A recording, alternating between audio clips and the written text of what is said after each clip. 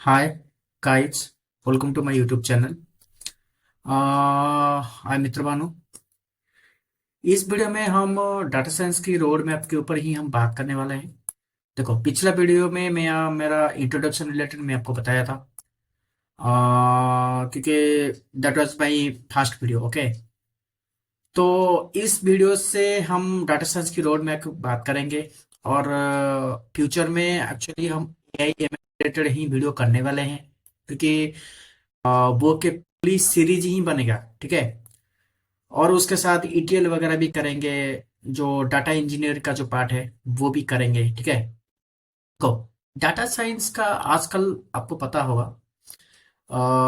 Data science के अंदर बहुत बहुत कुछ है। ठीक है, देखो, डाटा को लेकर आप क्या क्या कर सकते हो। खासकर क्या है ना, डाटा क्या है ना, एक ऑयल की तरह है आज, और फ्यूचर पे भी बनने वाला है। ठीक है, अब डाटा को लेकर ना, आजकल आपको पता होगा, मैं आपको एक एग्जांपल दे रहा हूँ। देखो, इंस्टाग्राम हो गया, फेसबुक हो गया, ठीक है, वो आपको डाटा को लेकर ना, आपको ही वो आपको क्या कर रहे हैं ना, आप जिस चीज को आप चाह रहे हो। एग्जांपल मैं बता रहा हूँ आपको। देखो, अ, आप कोई फेसबुक होगा कि इंस्टाग्राम में पर्टिकुलरली एक पर्टिकुलर रिलेटेड वीडियो आप जब देख रहे हो, वो क्या कर रहा है, बार बार वो क्या आपको रिकमेंडेड कर रहा है कि इस वीडियो को वो बार बार वो दिखा रहा है। ठीक है, तब क्या यूज हो रहा है, मशीन लर्निंग का यूज कर रहे हैं, राइट। वो क्या कर रहे हैं ना, आप जिस चीज को वो आप पसंद कर रहे हो वो चीज को ही आपको दिखा रहे हैं, राइट। एग्जाम्पल स्विगी हो गया, जोमेटो हो गया, आप जब कोई खाना वगैरह ऑर्डर कर रहे हो, वो क्या हो रहा है, देखो, उनको कैसे पता चल रहा है कि आपको नॉन वेज आपको पसंद आ रहा है कि वेज पसंद आ रहा है, क्योंकि आप बार बार जब ऑर्डर कर रहे हो ना, तो वो क्या कर रहा है ना, आपको उस चीज को ही वो आपको रिकमेंडेड कर रहे हैं। ठीक है, उस टाइम क्या डाटा साइंस ही यूज हो रहा है, राइट। क्योंकि आपका डाटा ऑलरेडी अवेलेबल है, क्योंकि आप उस बार बार आप पहले ऑर्डर कर चुके हो, तो वो आपको डाटा को लेकर ही वो आपको क्या कर रहे हैं ना, आपको वो रिकमेंडेड कर रहे हैं।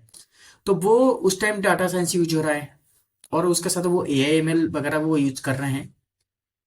तो इसी तरह बहुत सारा बिजनेस है, क्योंकि देखो, बड़ा बड़ा कंपनी ना, वो आपको आपका डाटा को लेकर ही वो आपका बिजनेस, आपको किस किस चीज का पसंद है और आपको क्या क्या चाहिए, मतलब आप ऐसा चीज आपको देंगे कि आप उस प्रोडक्ट को आप पसंद करोगे। ठीक है, उस चीज को वो क्या कर रहे हैं ना, डाटा साइंस के यूज कर रहे हैं, राइट। तो ऐसा ही मैं आपको थोड़ा सा एग्जांपल दे रहा था।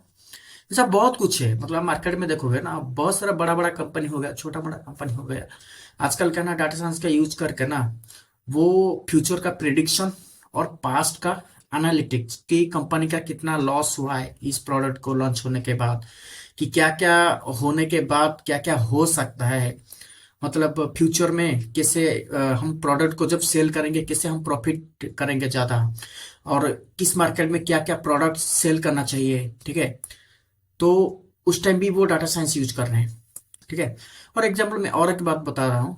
देखो, आप कभी क्रिकेट वगैरह में आप देख रहे होंगे, क्रिकेट वगैरह में वो जब कोई आपको कोहली का एग्जाम्पल मैं बता रहा हूँ, क्योंकि आपको पता होगा कोहली इज बेस्ट बैट्समैन और बेस्ट क्रिकेटर ऑल्सो। ओके, सो कोहली का जब बैट्समैन वो जब आप कैलकुलेशन कर रहे हो कि पास्ट 10 ईयर का बैटिंग एवरेज क्या था, ठीक है, और कितना रन बनाए हैं, 10 साल में कितना रन बना है, और 5 साल लास्ट 5 ईयर में, 5 ईयर में, लास्ट 5 ईयर में कितना रन वो उनका एवरेज है। ठीक है, वो सब जो कैलकुलेशन हो रहा है वो कैसे हो रहा है, ठीक है, वो उस टाइम भी वो डाटा साइंस का यूज कर रहे हैं। एग्जाम्पल आईपीएल वगैरह में आप पता होगा, आईपीएल में वो कोई क्रिकेटर को वो जब वो हायर कर रहे हैं, मतलब हायर मतलब वो जब चूज कर रहे हैं नेक्स्ट ईयर के ये नेक्स्ट ईयर के लिए, ठीक है, तो वो क्या कर रहे हैं, तो वो पास्ट का डाटा देख रहे हैं, और अभी रिसेंट कोई क्रिकेटर ओपन हुआ था उसका वो रिकमेंडेड कर रहे हैं कि हम इस क्रिकेटर को लेंगे तो वो हमारे लिए कितना अच्छा बैटिंग वगैरह या बॉलिंग वगैरह कर सकता है कि नहीं कर सकता है। ठीक है, तो उस टाइम भी वो डाटा साइंस यूज हो रहा है। ठीक है, बहुत सारा डाटा साइंस हो गया, डाटा साइंटिस्ट हो गया, और डाटा एनालिटिक्स वगैरह, उस कंपन उनका वो क्या करते हैं ना, रिसर्च करके ना, उस टीम के अंदर उस क्रिकेटर को या उस प्लेयर को वो हायर करते हैं, राइट। तो उस टाइम भी डाटा साइंस यूज हो रहा है। आजकल वो आपको पता होगा कि जो भी कुछ है, मतलब आजकल का जितना भी देखोगे ना एप्लीकेशन वगैरह में, वो सब डाटा साइंस वगैरह यूज हो रहा है। तो आज की वीडियो में मैं आपको डाटा साइंस के बारे में रोड मैप में बताऊंगा कि आप डाटा साइंस के यूज करके ना कि कैसे कैसे, मतलब क्या क्या डाटा साइंस के अंदर क्या क्या आ रहा है, और किस पाथ को आप फॉलो करके ना एक आप अच्छा डाटा साइंटिस्ट और डाटा एनालिटिक्स और उसके साथ डाटा इंजीनियर, एआई इंजीनियर वगैरह हो सकते हैं, ठीक है। और इस रोड मैप को ही हम फॉलो करके फ्यूचर में हम सीरीज बाई सीरीज हमारा कोर्स को हम देखेंगे कि उसके साथ प्रैक्टिकल भी करेंगे और फंडामेंटल वगैरह भी सीखेंगे, ठीक है। और ठीक है, मैं आपको डाटा साइंस का रोड मैप आपको दिखा रहा हूँ अभी। हम डिस्कशन करेंगे कि किसके साथ किसके स्टेप है, ठीक है। अभी देखते हैं।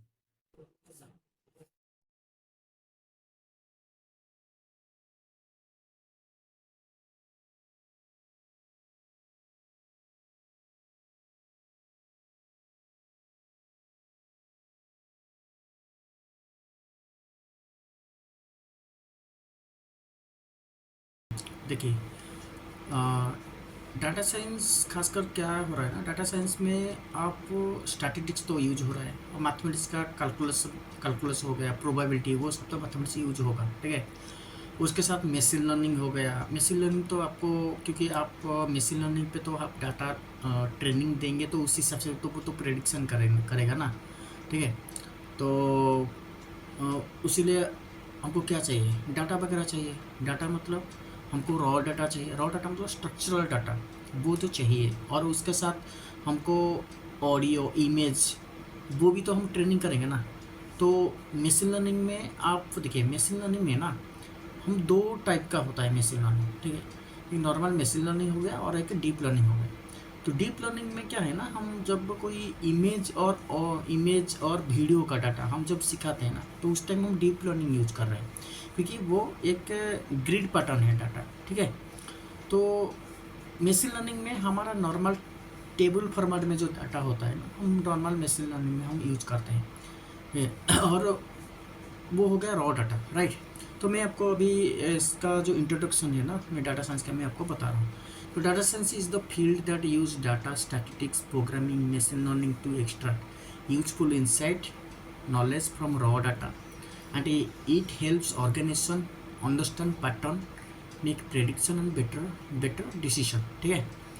तो वो क्या कर रहा है ना, अब जब मशीन लर्निंग में कुछ आप डाटा आप सिखाते हैं, ट्रेनिंग यूज करके सिखाते हैं, ठीक है। तो उसके बहुत सारा है, ईडीए वगैरह यूज होता है, डाटा को क्लीनिंग वगैरह करना होता है, और उसके साथ आउटलायर उसका रिमूव करना होता है। इसलिए हम जेड स्कोर हो गया, IQR मेथड, वो सब हम यूज करें यूज तो करेंगे, मैं आपको बताऊंगा। और उसके साथ हम डाटा को नॉर्मलाइज करते हैं, और स्केलिंग वगैरह भी वो सब भी होता है, ठीक है। तो करके हमको डाटा को एक्सट्रैक्ट करना पड़ता है। तो डाटा को हम एक्सट्रैक्ट करने के लिए हम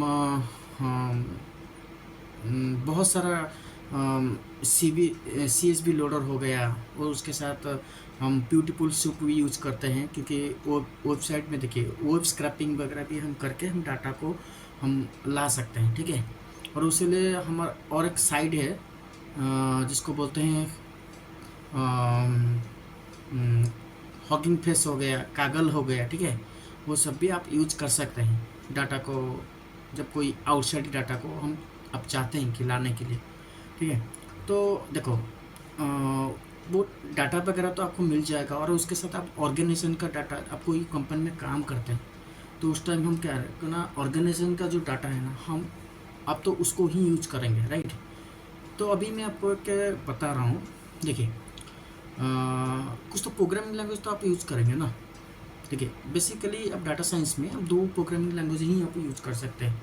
देखिए पाइथन हो गया एंड आर हो गया, क्योंकि पाइथन आपको पता है, पाइथन बहुत easiest and simplest programming language है। आप उसको यूज करके आप डाटा साइंस, क्योंकि पाइथन में ना बहुत सारा इनबिल्ट लाइब्रेरी है, ठीक है। पांडाज हो गया, और उसके साथ numpy हो गया, ठीक है, और मैटप्लॉट हो गया, सीबॉन हो गया, वो सब भी बहुत सारे टूल है, हम आगे उसका डिस्कशन करेंगे। वो सब टूल वगैरह है इनबिल्ट, तो इसलिए पाइथन वो ईजिएस्ट प्रोग्रामिंग लैंग्वेज है और वो ज़्यादा डाटा साइंस में यूज होता है, ठीक है। तो अभी फर्स्ट हम पाइथन का प्रोग्रामिंग लैंग्वेज के ऊपर ही हम फॉलो करेंगे कि पाइथन का एक्चुअली देखो, अभी हम क्या ना पाइथन का स्क्रैच सीरीज हम नहीं कर रहे हैं। तो एक्चुअली बेसिक डाटा साइंस के अंदर बेसिक पाइथन का बेसिक चीज़ जो जो चाहिए ना, उसके ऊपर ही हम डिस्कशन करेंगे। मैं आपको अभी दिखा रहा हूँ। देखिए पाइथन में क्या क्या चाहिए।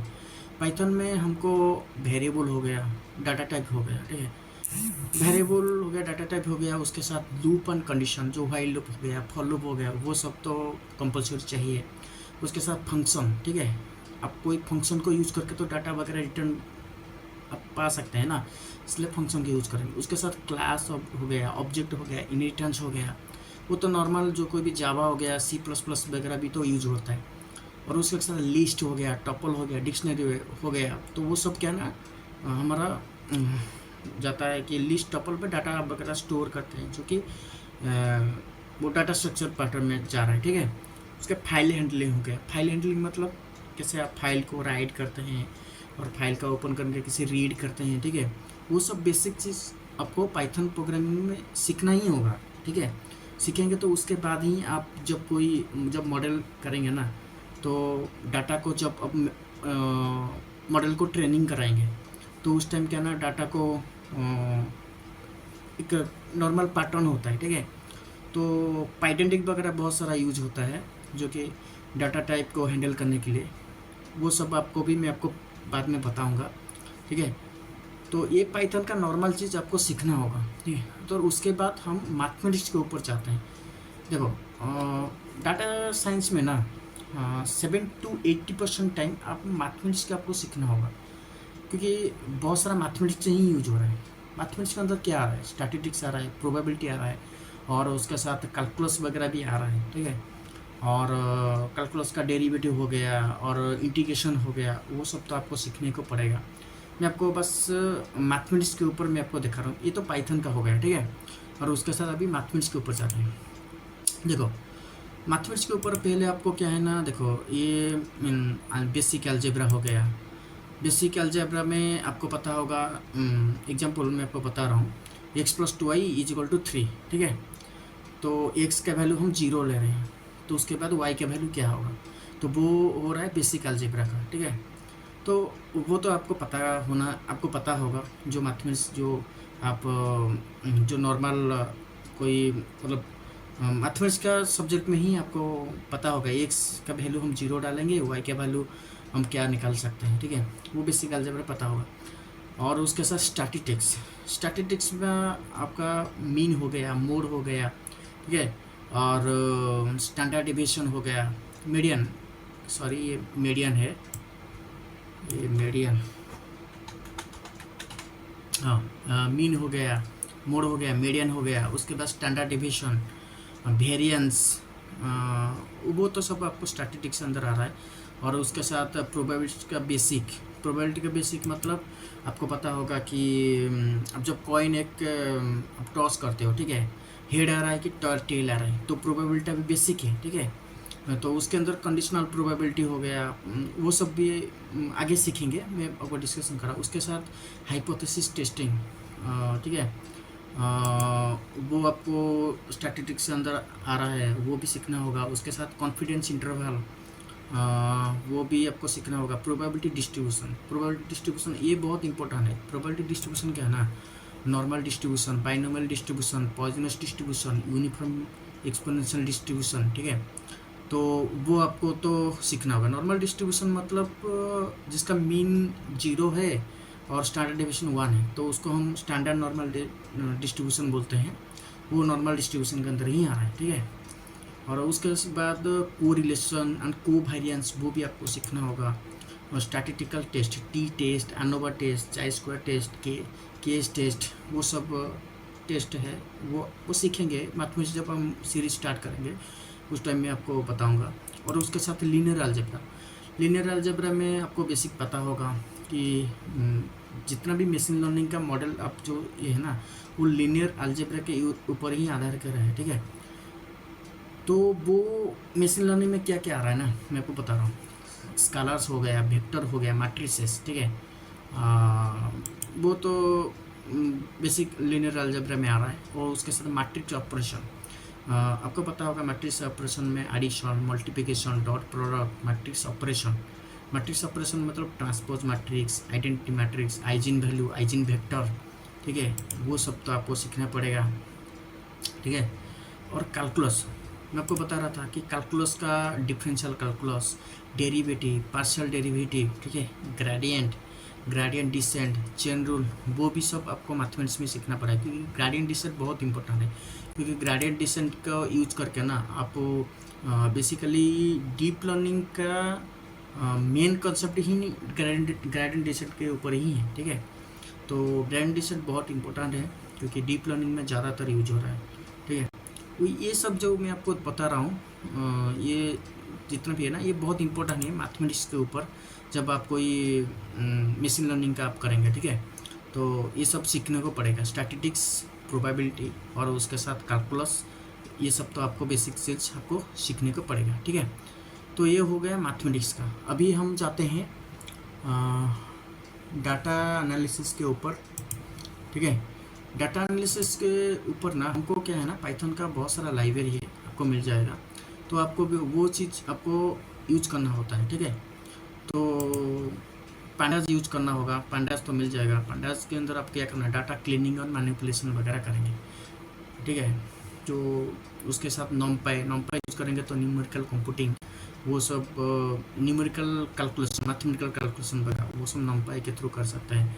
मैटप्लॉटलाइट और सीबॉर्न, डाटा विजुअलाइजेशन मतलब आपको ईडीए में ज़्यादातर यूज होता है, ठीक है। मैटप्लॉट डाटा को कैसे आप विजुअलाइज कर सकते हैं कि ठीक है ये नॉर्मल डिस्ट्रीब्यूशन है कि नहीं है, ठीक है। उसके साथ को रिलेशन क्या है, वो सब करने के लिए मैटप्लॉट, सीबॉर्न यूज़ करना होता है। स्काई पर मतलब powerful scientific computation library, basically जो साइंटिफिक कंप्यूटेशन और स्टैटिस्टिकल जो कैलकुलेशन वगैरह होता है ना, तो इसलिए हम स्काई वगैरह हम यूज करते हैं, ठीक है। और उसके बाद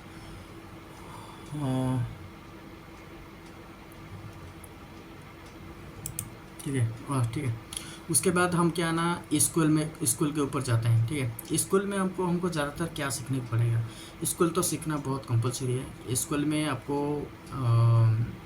DDL, data definition language, DML, data manipulation language, DCL, TCL, वो तो सब बेसिक चीज़ है स्कूल का, वो तो आपको सीखने को पड़ेगा। और उसके साथ स्कूल का फंक्शन जो एग्रीगेट फंक्शन है, ठीक है, मैक्स, मीन, एवरेज, वो सब तो आपको सीखने को पड़ेगा। क्योंकि स्कूल के थ्रू से तो हम डाटा आप ला कर तो आप यूज कर सकते हैं ना, मशीन को ट्रेनिंग कर सकते हैं। तो इसीलिए आपको स्कूल सीखना बहुत इम्पोर्टेंट है, ठीक है।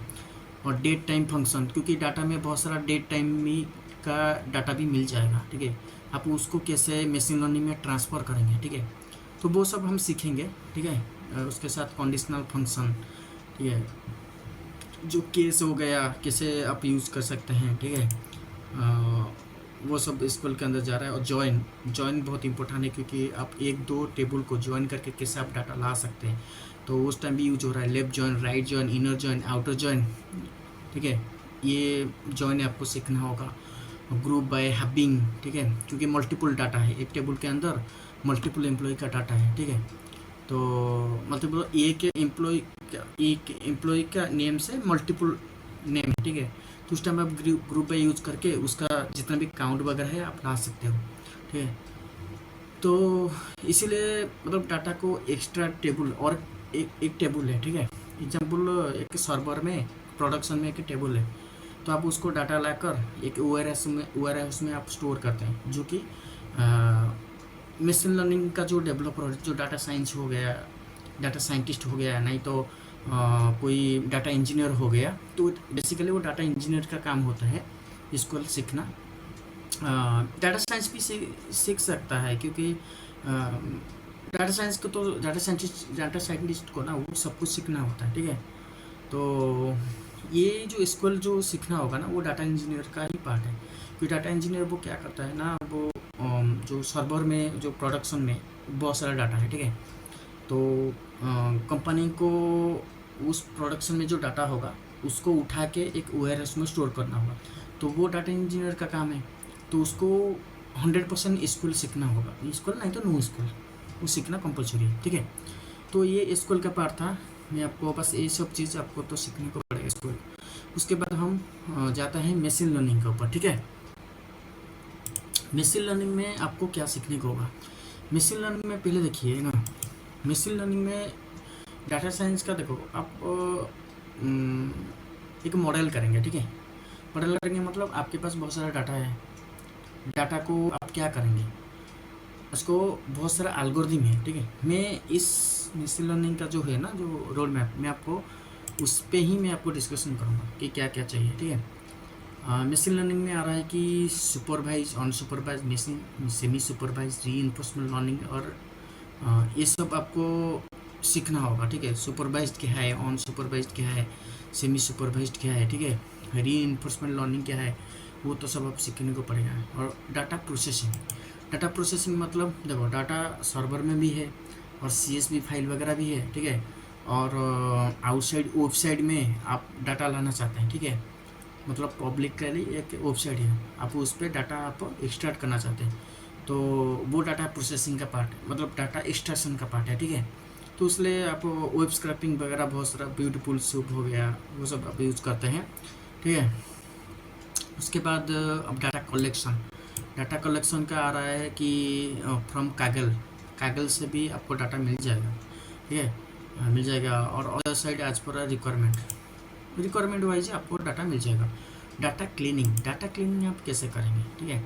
तो डाटा क्लीनिंग देखो, डाटा बहुत सारा रॉ डाटा है, रॉ डाटा में कुछ नॉल वैल्यू भी होगा, कुछ कुछ कॉलम में, और कुछ ऐसा भी डाटा होगा ना जो आपको मॉडल, आपका मॉडल वो खुद समझ ही नहीं पाएगा कि ये किस टाइप का डाटा है, ठीक है।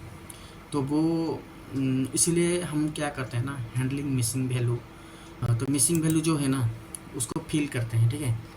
तो रिमूव डुप्लीकेट डाटा, तो बहुत सारा डुप्लीकेटेड डाटा है, तो पांडास के थ्रू से आप रिमूव करते हो।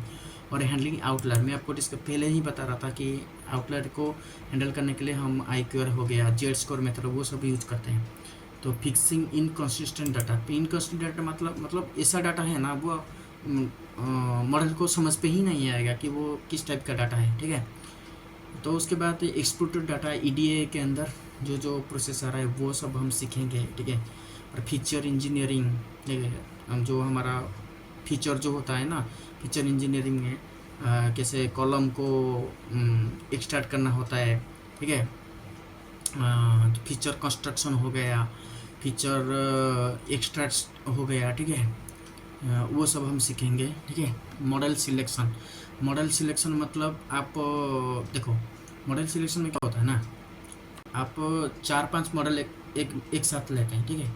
लेने के बाद सेम डाटा को आप क्या ना प्रोसेसिंग करके सिखाते हैं, ट्रेनिंग करते हैं। तो उसके बाद जिसका एक्यूरेसी अच्छा आएगा, मतलब हाईएस्ट आएगा ना, उस मॉडल को ही हम पिक करते हैं, ठीक है। तो वो मॉडल सिलेक्शन में आ रहा है। और उसके साथ ट्रेनिंग, आप ट्रेनिंग कराएंगे, तो ट्रेनिंग में ये सब प्रोसेस आपको फॉलो करना पड़ेगा, ठीक है। डाटा एक्सट्रैक्ट करना पड़ेगा, और उसके साथ इनपुटर वगैरह, KNN इनपुटर हो गया, ठीक है, वो सब आपको इम्प्लीमेंट करना पड़ेगा। इवैल्यूएशन मतलब आपको ग्रिड सर्च से भी हो गया, रैंडम सर्च से, वो सब इम्प्लीमेंट करना पड़ेगा। और hyper parameter tuning, hyper parameter tuning मतलब आपको एल्गोरिथम में जो रैंडम फॉरेस्ट हो गया, डिसीजन ट्री वगैरह हो गया, ठीक है, तो किस जगह कहाँ पर इम्प्लीमेंट करना है, ठीक है, वो सब आपको करना पड़ेगा, ठीक है। और उसके साथ हमको डिप्लॉयमेंट करना पड़ेगा। डिप्लॉयमेंट मतलब देखो, मॉडल को तो हम सीखा, मतलब मॉडल तो सीख गया, ठीक है। उसके बाद हमको एक बाइनरी फाइल में कन्वर्ट करना होता है, ठीक है। तो इसलिए हम पिकिल एक है टूल है, हम उसको यूज़ करते हैं, ठीक है। वो भी हम सीखेंगे बाद में। और उसके साथ supervise unsupervise training and testing data देखो, डाटा तो एक मिल गया, ठीक है। आप उसको डिवाइड करते हो, मतलब एग्जांपल क्या है ना, ट्रेनिंग अलग करते हो और टेस्टिंग को अलग करते हो, ठीक है। ट्रेनिंग अलग करके उसके बाद क्या करते हो ना, ट्रेनिंग डाटा अलग रखते हो, ट्रेनिंग करते हो, उसके बाद टेस्टिंग करके टेस्टिंग को बाद में आप टेस्टिंग कराते हो, ठीक है। तो वो भी सीखेंगे, ओवर फिटिंग अंडर फिटिंग वो हो गया, ठीक है। और उसके बाद एल्गोरिथम क्या यूज हो रहा है, एल्गोरिथम यूज हो रहा है linear regression, logistic regression, decision tree, K means clustering, S V M, K N N, K nearest neighbour, random forest, bagging, boosting, gradient boosting, D B scan, P C A, जो principal component analysis होता है, ठीक है, वो भी use करेंगे, ठीक है। तो ये मशीन लर्निंग का पार्ट हो गया, ठीक है। मशीन लर्निंग में ये सब भी, जब मशीन लर्निंग का सीरीज में स्टार्ट करूँगा, ये सब मैं आपको fundamental wise bit by bit मैं आपको बताऊँगा, उसके अंदर क्या कैसे एल्गोरिथम, क्या क्या मैथमेटिक्स यूज हो रहा है, क्या कैसे वो काम कर रहा है, ठीक है। तो उसके बारे में हम डिस्कशन करेंगे बीट बाय बीट, ठीक है, और प्रैक्टिकल भी करेंगे, ठीक है। ये तो खासकर मशीन लर्निंग का हो गया। तो उसके बाद हम जाते हैं डीप लर्निंग के ऊपर, ठीक है। तो मैं आपको पहले ही बता रहा था कि डीप लर्निंग का जो होता है ना, वो अनस्ट्रक्चर्ड डाटा खासकर सिखाने के लिए होता है, तो ज़्यादातर अच्छा काम करता है। कि डीप लर्निंग क्या है ना, अब जितना डाटा ज़्यादा दोगे तो वो अच्छा काम करता है, ठीक है। तो वो क्या है ना, वो डाटा का हंगर है वो, ठीक है। अब जितना ज़्यादा डाटा दोगे तो अच्छा काम करेगा, ठीक है। बट मशीन लर्निंग में वो फर्स्ट स्टेज में ज़्यादा अच्छा करता है, बट जब ज़्यादा जितने भी आप डाटा दोगे ना मशीन लर्निंग में, तो क्या ना एवरेज रहता है, ठीक है। बट डीप लर्निंग अच्छा परफॉर्मेंस करता है, ठीक है। तो डीप लर्निंग में जब हम पढ़ाई करेंगे ना, तो उस टाइम हम क्या करेंगे ना, पहले देखो मैं आपको पहले बता रहा हूँ, जब करेंगे मैं आपको बताऊँगा प्रैक्टिकल वाइज डीप लर्निंग कैसे, ग्रेडियंट सर्च कैसे इम्प्लीमेंट करते हैं, वो सब हम करेंगे। पहले इसका रोड मैप देखते हैं डीप लर्निंग का, ठीक है। डीप लर्निंग में आपको न्यूरल नेटवर्क का फाउंडेशन मैं आपको पहले बताऊंगा। न्यूरल नेटवर्क का मतलब ह्यूमन का जो न्यूरॉन वगैरह होता है ना, तो वो कैसे काम करता है, और हमारा आर्टिफिशियल इंटेलिजेंस में न्यूरल नेटवर्क का जो फाउंडेशन है वो कैसे काम करता है, ठीक है। तो यूज होता है परसेप्ट्रॉन हो गया, नोड हो गया, ठीक है, वेट बेस वगैरह यूज करके वो कैसे काम करता है वो हम सीखेंगे। न्यूरल लेयर मैं अभी आपको बता रहा था, न्यूरल लेयर वो भी सब डिस्कशन करेंगे। वेट बेस, ठीक है, वेट बेस वो कैसे यूज हो रहा है करेंगे। और एक्टिवेशन फंक्शन जैसे सिग्मोइड हो गया और टैनेज हो गया, ठीक है, वो सब कैसे काम कर रहा है वो सब भी सीखेंगे। रेल्यू हो गया, सिग्मोइड, सॉफ्टमैक्स वो सब सीखेंगे। लॉस फंक्शन भी वो सब भी हम डिस्कशन करेंगे, ठीक है। फॉरवर्ड प्रोपागेशन, बैकवर्ड प्रोपागेशन, ठीक है, वो सब भी सीखेंगे। और उसके साथ ये आपको पता है बैकवर्ड प्रोपागेशन में ईपॉक वगैरह यूज हो रहा है, कैसे हो रहा है। और हम लॉस फंक्शन में कैसे वैल्यू रिटर्न करके दोबारा कैसे उसका वैल्यू को वेट बेस को कैसे अपडेट कर रहे हैं, ठीक है, खासकर वो सब भी सीखेंगे, ठीक है। ग्रेडियंट डिसीजन में आपको बता रहा था कि ग्रेडियंट डिसीजन कैसे यूज हो रहा है, वो बहुत इंपॉर्टेंट है, ठीक है। और उसके साथ वैनिशिंग ग्रेडियंट, एक्सप्लोडेड ग्रेडियंट, वो कैसे वैनिशिंग ग्रेडियंट कैसे आ रहा है, एक्सप्लोडेड ग्रेडियंट कैसे आ रहा है, वो सब डिस्कशन करेंगे। ब्यास नॉर्मलाइजेशन, नैग, ठीक है, वो कैसे आ रहा है। और आडागार, आर एम एस प्रॉफ, वो सब भी डिस्कशन करेंगे। देखो न्यूरल नेटवर्क को खासकर दो अभी का सिनेरियो में टेंसर फ्लो बहुत अच्छा है, क्योंकि ज़्यादातर इंडस्ट्री में यूज हो रहा है टेंसर फ्लो। पाइटर्स भी अच्छा है, क्योंकि पाइटर्स का रिसर्च पर्पज़ के लिए ज़्यादा अच्छा है, ठीक है। तो मैं रिकमेंड करूँगा कि आप बिगनर हो तो टेंसर फ्लो यूज़ करो, तो अच्छा के लिए है, ठीक है। मतलब पाइटर्स क्या है ना, वो रिसर्च पर्पज़ के लिए ज़्यादातर यूज हो रहा है, ठीक है। और ये हो गया हमारा जस्ट ये सब फंडामेंटल था, ठीक है। उसके बाद CNN, जब कोई इमेज का डाटा आप मॉडल को सिखाते हो, ठीक है, तो उस टाइम आप CNN को यूज़ करते हो, जो कि कन्वोल्यूशनल न्यूरल नेटवर्क है। तो CNN के अंदर क्या आ रहा है ना, कन्वेंशनल लेयर के ऊपर हम डिस्कशन करेंगे। पुलिंग, जो मैक्स पुलिंग हो गया, मिन पुलिंग हो गया, एवरेज पुलिंग, वो सब बारे में डिस्कशन करेंगे। CNN का जो आर्किटेक्चर है, ठीक है, जो कन्वोल्यूशनल न्यूरल नेटवर्क का जो आर्किटेक्चर है, जो कि कन्वोल्यूशन हो गया, उसके साथ पुलिंग कैसे यूज हो रहा है, उसके साथ फ्लैटन कैसे हो रहा है, स्ट्राइड कैसे यूज हो रहा है, वो सब भी डिस्कशन करेंगे। जो पैडिंग हो गया, स्ट्राइड, वो कैसे यूज हो रहा है, डाटा अकोमोडेशन, ठीक है, वो सब भी देखेंगे। रेसनेट मतलब वो क्या इनबिल्ड इमेज का डाटा सेट है। वो कैसे यूज हो रहा है। लेनेट इमेज क्लासिफिकेशन का एक प्रैक्टिकल भी करेंगे, ठीक है। और टूल को क्या क्या यूज करेंगे, खासकर ओपन सी भी हो गया। और टेंसर फ्लो, क्योंकि मैं बता चुका कि बिगिनर के लिए टेंसर फ्लो अच्छा है। वो सब यूज करेंगे। तो मैं जब CNN, जब फंडामेंटल मैं आपको बताऊंगा, उसके बाद मैं ये तीनों में प्रैक्टिकल कराऊंगा, ठीक है। Face recognition, object detection, image classification, ठीक है। ये मैं आप तीनों प्रैक्टिकल कराऊंगा। तो उसके बाद डीप लर्निंग का आ रहा है NLP, जो कि नेचुरल लैंग्वेज प्रोसेसिंग। तो नेचुरल लैंग्वेज प्रोसेसिंग में आपको tokenization, word embedding, backup word. Tokenization मतलब देखो, टेक्स्ट तो रॉ फॉर्मेट में है ना, हम मॉडल को डायरेक्टली हम नहीं सिखा सकते हैं, ठीक है। उसको क्या है ना, हम पहले क्या करते हैं ना, वर्ड बनाते हैं। वर्ड के बाद पहले छोटा मोटा सेंटेंस बनाते हैं, उसके बाद वर्ड बनाते हैं। वर्ड बनने के बाद उसको चंक बनाते हैं, ठीक है। वर्ड चंक बनने के बाद उसके बाद एम्बेडिंग करते हैं, ठीक है। एम्बेडिंग मतलब वो डिजिट फॉर्मेट में कन्वर्ट करते हैं, ठीक है। और बैकअप वर्ड्स, वो भी सब सीखेंगे।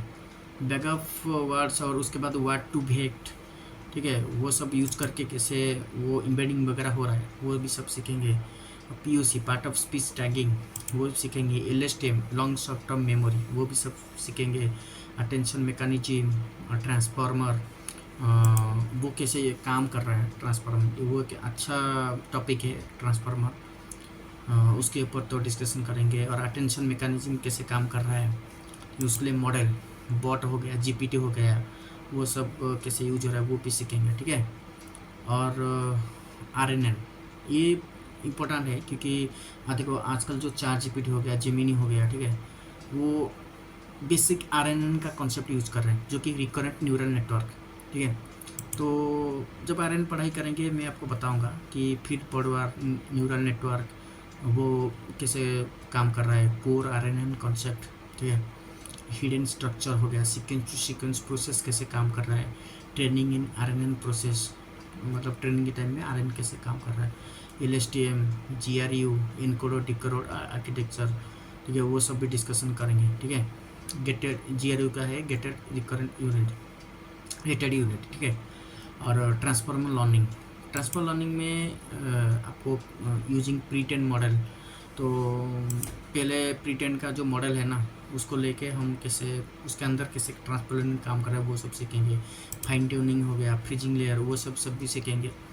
इसीलिए देखो ऑप्टिमाइजेशन टेक्निक, उसके बाद मॉडल ऑप्टिमाइजेशन टेक्निक, SGD हो जाए, ADAM। SGD मतलब स्टोकास्टिक ग्रेडिएंट डिस्ट्रीब्यूशन, ठीक है। तो वो कैसे यूज होता है। Learning rate scheduling, batch normalisation, drop out, वो सब सीखेंगे। Model evaluation, accuracy, precision, recall, confusion matrix, overfitting control, वो सब सीखेंगे, ठीक है। तो उसको देखो, मॉडल तो बन गया। मॉडल को बनने के बाद कोई आपका दूसरा एप्लीकेशन को आप कोई रिक्वेस्ट भेजते हो, उस हिसाब से आप कुछ प्रेडिक्शन लाते हो, प्रेडिक्शन कुछ लेना चाहते हो, ठीक है।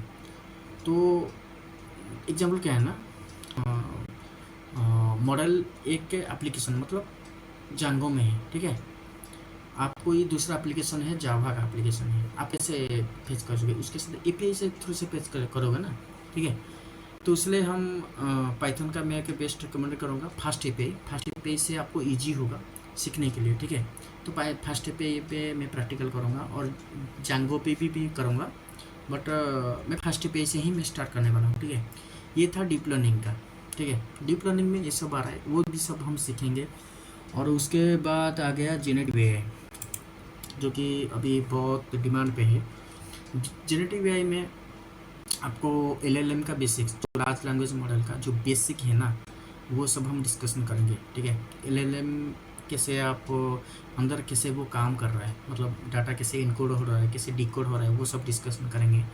टोकेनाइजेशन मतलब मैं आपको पहले बता चुका हूँ इन नेचुरल लैंग्वेज प्रोसेसिंग में, कि डाटा जो वर्ड और सेंटेंस में है, उसको हम चंक बना के उसके बाद हम जो कन्वर्ट एम्बेडिंग वगैरह जो कन्वर्ट करते हैं, टोकेनाइजेशन करते हैं, ठीक है। हो गया प्रॉम्प्ट इंजीनियरिंग कंसेप्ट, ठीक है। प्रॉम्प्ट इंजीनियरिंग, उसके कंसेप्ट डिस्कशन करेंगे। प्री ट्रेन और फाइन ट्यूनिंग, वो डिस्कशन करेंगे। और रैग की तो आपको पता होगा कि रैग जो है ना उसके वेक्टर डाटाबेस में ये तीनों डाटाबेस बहुत इम्पोर्टेंट है कि F I S S Chroma Pinecone ये सब वेक्टर डाटाबेस यूज हो रहा है। सिमेंटिक सर्च आपको पता होगा क्योंकि यूजर जब कोई रिक्वेस्ट भेज रहा है ना, कुछ एक रिक्वेस्ट भेज रहा है, ठीक है, तो वो क्या ना सिमेंटिक सर्च में कन्वर्ट होगा, मतलब वो एक एम्बेडिंग टेक्स्ट में कन्वर्ट होगा, जो कि आपका जो वेक्टर डाटाबेस में आप जब कोई पीडीएफ होगा ना तो सीएसवी का फाइल आप जब वेक्टर डाटाबेस में स्टोर करोगे, वो कैसे आप स्टोर करोगे, उसको भी एम्बेडिंग में कन्वर्ट करोगे, उसको भी स्टोर करोगे, ठीक है। तो ये सिमेंटिक सर्च में ये सिमेंटिक में कन्वर्ट होगा, आप जो रिक्वेस्ट करोगे ना वो एम्बेडिंग में कन्वर्ट होगा, वो जाकर वेक्टर डाटाबेस में वो जो पैटर्न जो वेक्टर होगा ना उसको वो रिट्राइव मतलब फेच करेगा, और उसके बाद रिट्राइव के साथ रिट्राइवर में वो अटैच होके वो क्या करेगा ना एलएलएम के पास जाएगा। एलएलएम के पास प्रॉम्प्ट जो होगा ना, जो प्रॉम्प्ट होगा, प्रॉम्प्ट में साथ अटैच होके एलएलएम को भेजेगा। एलएलएम क्या करेगा ना पूरा टोटल डिस्क्रिप्शन वो आपका यूजर के पास भेजेगा। तो ये पूरा रैग का ही कन्वर्ट है, क्योंकि रैग में क्या क्या होता है ना, आपको कुछ प्राइवेट का डाटा है, प्राइवेट का डाटा आप खुद का एक वेक्टर डाटाबेस में आप स्टोर करते हो, मतलब वेक्टर मतलब एम्बेडिंग फॉर्मेट में आप स्टोर करते हो। जब कोई कुछ रिक्वेस्ट आप भेजते हो, कुछ आपको जानना चाहते हो, ठीक है, कुछ पूछोगे तो वो क्या करेगा ना आपका वेक्टर डाटाबेस में जाएगा, वेक्टर डाटाबेस कुछ रिटर्न करेगा और वो एलएलएम के पास भेजेगा। एलएलएम क्या करेगा ना उस हिसाब से वो फुली डिस्क्राइब करके वो आपको डिटेल्स देगा। वो रैग का कॉन्सेप्ट है, ठीक है। तो उसके बाद लांगचेन हो गया। लांगचेन आपको पता होगा एआई एजेंट वगैरह में यूज हो रहा है, ठीक है, तो वो सब भी डिस्कशन करेंगे। लैंग्राफ हो गया, ठीक है, एआई एजेंट क्या है, एजेंटिक एआई क्या है, ठीक है, वो सब भी डिस्कशन करेंगे। और टूल हो गया, टूल कॉलिंग, वो सब भी हम डिस्कस करेंगे। एमसीपी सर्वर, एमसीपी क्लाइंट, ठीक है, वो क्या है उसके ऊपर भी डिस्कशन करेंगे। लैंगस्मिथ के ऊपर भी हम डिस्कशन करने वाले हैं, ठीक है। ये हो गया जेनेटिव एआई। जेनेटिव एआई में हम एक प्री ट्रेन मॉडल वगैरह लेके कैसे हम खुद का डाटा को हम सिखाएंगे, एक प्राइवेट डाटा को सिखाएंगे, उस हिसाब से हमारा जो एलएलएम होगा, ठीक है, प्री ट्रेन मॉडल होगा, वो कैसे रिप्लाई करेगा, वो खुद जब प्रैक्टिकल करेंगे आपको वो पता चल जाएगा, ठीक है। ये होगा जेनेटिव एआई। उसके बाद ईटीएल। ईटीएल को मैं सोच रहा था कि पहले करने के लिए, बट ईटीएल को मैं लास्ट पे रखा हूँ क्योंकि वो डाटा इंजीनियरिंग का पार्ट है, तो इसलिए मैं उसको लास्ट में रखा था। तो ईटीएल में क्या होता है ना, उसका फुल फॉर्म है store and transport and load, ठीक है। वो क्या होता है ना, देखो कंपनी का जो डाटा है ना वो सर्वर में लाइव है, ठीक है, बहुत सारा डाटा यूजर का डाटा आ रहा है और कंपनी का इंफॉर्मेशन आकर जो प्रोडक्शन का जो डाटाबेस है उसके अंदर स्टोर हो रहा है। तो ईटीएल की प्रोसेस से क्या होता है ना, देखो हम जो कि मॉडल बनाते हैं, मॉडल जब बनाएंगे ना तो वो डायरेक्ट प्रोडक्शन का डाटा तो लाकर, तो डायरेक्ट प्रोडक्शन का जो लाइव डाटा लाकर तो हम नहीं कर सकते हैं ना। इसलिए हम क्या करते हैं ना, एक उसका एक कॉपी लेते हैं, उसका कॉपी लेके एक दूसरा सर्वर मतलब AWS अमेजन वेब सर्विस का डाटा, उसका जो एक छोटा सा एड्रेस वगैरह लेके, नहीं तो हमारा जो जीसीपी का गूगल क्लाउड स्टोरेज हो गया, नहीं तो आजूर हो गया, ठीक है, जो वेयर हाउस हम बनाते हैं, वेयर हाउस बना के जो डाटा इंजीनियर का जो काम होता है ना, वो प्रोडक्शन का जो डाटाबेस से डाटा लाकर वेयर हाउस में एक जिस पैटर्न का डाटा हमको चाहिए, क्योंकि प्रोडक्शन का डाटा में बहुत सारा डाटा है, ठीक है, बहुत सारा डाटा है, तो जो जो हमको चाहिए, हमारा मॉडल को जो जो चीज़ चाहिए उसको उठा के वो डाटा वेयर हाउस में वो स्टोर करता है, ठीक है। तो उसका जो प्रोसेस होता है ना वो ईटीएल को ही वो फॉलो करता है डाटा इंजीनियर। तो वो क्या होता है मैं आपको बता रहा हूँ, पाइपलाइन, डाटा का पाइपलाइन वगैरह कुछ है, तो उसके बारे में डिस्कशन करेंगे। और कुछ जो टूल वगैरह चाहिए, स्कूल तो कंपलसरी है, ठीक है, तो स्कूल और नो स्कूल तो कंपलसरी है। देखो नो स्कूल का जो मोंगोडीबी हो गया, नहीं तो कस कंट्रोल का डाटा होगा तो नो स्कूल चाहिए, क्योंकि स्कूल का डाटा होगा जो बैंकिंग वगैरह डोमेन का डाटा जो स्कूल फॉर्मेट में होता है, ठीक है, तो स्कूल तो कंपलसरी है, वो तो सीखना होगा, डाटा इंजीनियर वगैरह जरूर होता है। अपाची हो गया, नाइफाई हो गया, टैलेंट, इन्फॉर्मेटिका, ठीक है, इस फ्रेमवर्क से टूल्स यूज़ करके, एयर फ्लो हो गया, तो वो सब यूज़ करके ही वो ईटेल का प्रोसेस करता है, ठीक है। और डाटा वेयर हाउसिंग क्या है, उसके बारे में हम डिस्कशन करेंगे, ठीक है। तो ये मैं आपको जो जितना भी आपको मैंने बताया, ये टोटल डाटा साइंस के अंदर ही आ रहा है, ठीक है। देखो, ये डाटा साइंस का रोड मैप था, ठीक है। इसके अंदर मैं आपको मशीन लर्निंग हो गया, डीप लर्निंग हो गया, ठीक है। और डाटा को कैसे एक्सट्रैक्ट करना होता है, ठीक है। सीएसपी फाइल लोडर और पीडीएफ डाटा को कैसे आप एक्सट्रैक्ट कराएंगे, और कोई आउटसाइड का वेबसाइट है, ठीक है, उससे आप कैसे डाटा लाकर एक्सेल में कन्वर्ट करके आप कैसे मॉडल को ट्रेनिंग वगैरह कराएंगे। तो मैं वो सब मैं आपको सिखाऊंगा। और उसके साथ डीप लर्निंग कुछ आउटसाइड का इमेज है, ठीक है, खुद का इमेज आप कैसे मॉडल को ट्रेन कराएंगे, ठीक है। और उसके साथ इमेज भी कैसे आप जनरेट वगैरह करेंगे, वो भी मैं आपको सिखाऊंगा, ठीक है। और इसीलिए हमको ज्ञान जो वगैरह हो गया, और ट्रांसफर लर्निंग का इंटरनल स्ट्रक्चर कैसे काम करता है, तो वो सब जब हम ये मशीन लर्निंग का सीरीज, डीप लर्निंग का सीरीज जब आएगा, तो उस टाइम मैं आपको टोटल उसके अंदर क्या क्या मैथमेटिक्स यूज हो रहा है और उसके अंदर वो कैसे काम कर रहा है, ठीक है, वो सब हम डिस्कशन करेंगे। और ईटीएल में कैसे वो काम हो रहा है, उसे AWS वगैरह यूज करके कैसे काम करेंगे, वो करेंगे। और मॉडल तो हो गया, ठीक है। मॉडल होने के बाद वो जब डिप्लॉय करेंगे, मतलब कोई सर्वर में हम जब डिप्लॉय करेंगे, इसलिए MLOps का कैसे यूज करके हम डिप्लॉय कर सकते हैं, ठीक है। जैसे वो देखो एग्जाम्पल मैं बता रहा हूँ, जब सॉफ्टवेयर इंजीनियरिंग में पता होगा आपको CI/CD पाइपलाइन, ठीक है। तो इसलिए एक टर्म है डेवऑप्स, ठीक है। तो डेवऑप्स का मशीन लर्निंग में हम यूज़ कर रहे हैं MLOps, ठीक है। तो सेम प्रोसेस है, कोई मॉडल हो जाएगा उसके बाद आप डायरेक्ट तो डिप्लॉय नहीं कर सकते हो ना, तो उसलिए प्रोसेस होता है, ठीक है। CI/CD पाइपलाइन जैसे डेवऑप्स में यूज होता है, वैसा सेम MLOps से भी यूज होता है। उस करने के बाद आप मॉडल में कैसे हाई ट्रैफिक हो गया, ठीक है, उसलिए आप जो होता है EKS वगैरह, इलेक्ट्रिक कुबरनेट वगैरह जो हो गया, ठीक है, वो सब हम यूज करेंगे, वो भी सब हम यूज प्रैक्टिकल करेंगे, ठीक है। ठीक है, वो आज डाटा साइंस का रोड मैप का था वीडियो। वो कैसा लगा वो आप कमेंट में मुझे बताइए। नेक्स्ट वीडियो में मैं पाइथन से ही शुरू करूँगा, जो एक्चुअली हमारा डाटा साइंस में जो पाइथन का जो बेसिक चीज़ वगैरह जो जो चाहिए इम्पोर्टेंट है, उसके ऊपर ही हम प्रैक्टिकल करेंगे। मैं आपको बताऊँगा कि एक्चुअली क्या क्या चाहिए, ठीक है। तो नेक्स्ट वीडियो में मिलते हैं, ठीक है।